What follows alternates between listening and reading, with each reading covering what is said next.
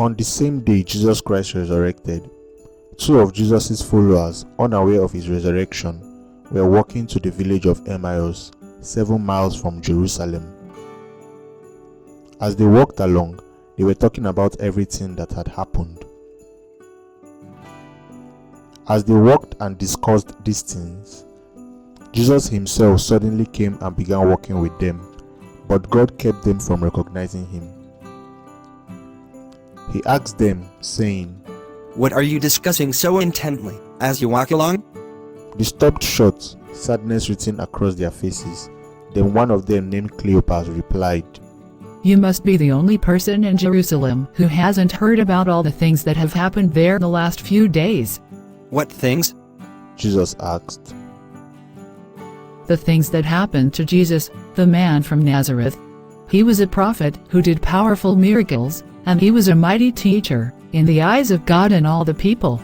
But our leading priests and other religious leaders handed him over to be condemned to death, and they crucified him. We had hoped he was the Messiah, who had come to rescue Israel. However, this all happened 3 days ago. Then some women, from our group of his followers, were at his tomb early this morning, and they came back with an amazing report.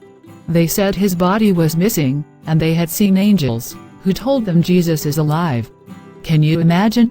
Some of our men ran out to see, and sure enough, his body was gone, just as the women had said." Then Jesus said to them, "Oh, you foolish people! You find it so hard to believe all that the prophets wrote in the scriptures. Wasn't it clearly predicted that the Messiah would have to suffer all these things before entering his glory?" Then Jesus took them through the writings of Moses and all the prophets, explaining from all the scriptures the things concerning himself. By this time they were nearing Emmaus and the end of their journey. Jesus acted as if he were going on, but they begged him to stay back with them. "Come stay the night with us, it is getting late." And so he went home with them.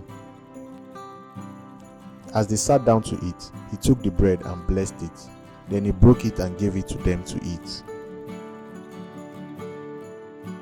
Suddenly their eyes were opened, and they recognized him, and at that moment he disappeared. They said to each other, "It's the Master."